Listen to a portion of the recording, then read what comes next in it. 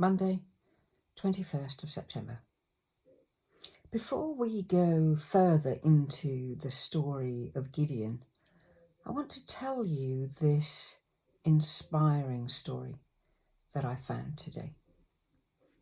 Listen to this. The little country schoolhouse was heated by an old-fashioned, pot-bellied coal stove. A little boy had the job of coming to school early each day to start the fire and warm the room before his teacher and his classmates arrived. One morning, they arrived to find the schoolhouse engulfed in flames. They dragged the unconscious little boy out of the flaming building more dead than alive. He had major burns over the lower half of his body and was taken to the nearby county hospital. From his bed, the dreadfully burned, semi-conscious little boy faintly heard the doctor talking to his mother. The doctor told his mother that her son would surely die, which was for the best, really, for the terrible fire had devastated the lower half of his body. But the brave boy didn't want to die.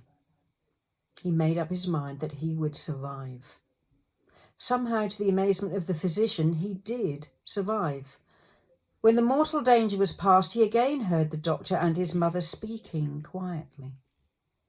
The mother was told that since the fire had destroyed so much of the lower part of his body, it would almost be better if he had died, since he was doomed to be a lifetime cripple with no use at all of his lower limbs.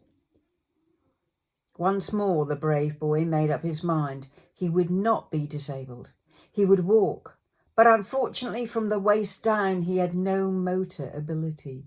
His thin legs just dangled there, all but lifeless. Ultimately, he was released from the hospital.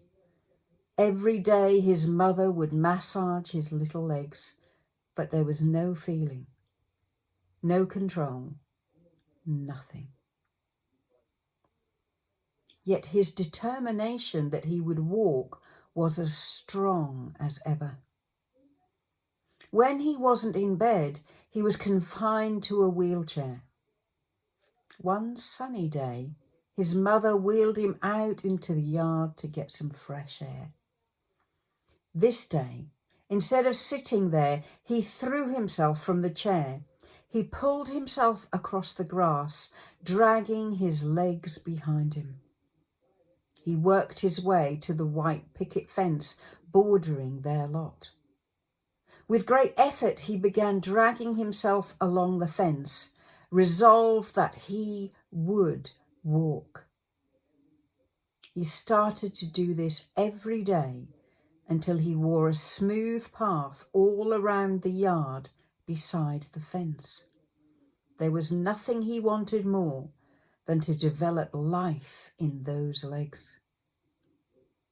Ultimately, through his daily massages, his iron persistence, and his resolute determination, he did develop the ability to stand up, then to walk haltingly, then to walk by himself, and then to run.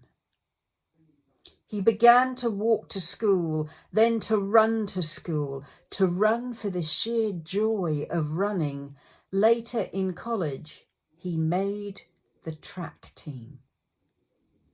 Still later, in Madison Square Garden, this young man, who was not expected to survive, who would surely never walk, who could never hope to run, this determined young man, Dr. Glenn Cunningham, ran the world's fastest mile.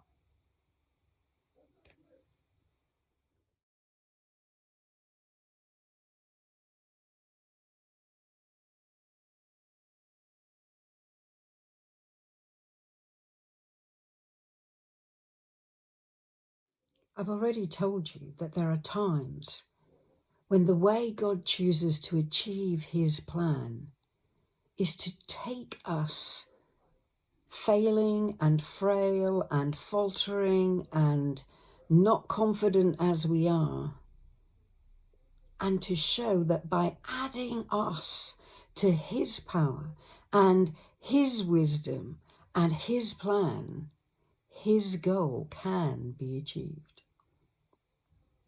But there are also times when God is calling us to try, to aim to be better, to aim to learn, to be determined, to keep on going when everything around us tells us to quit.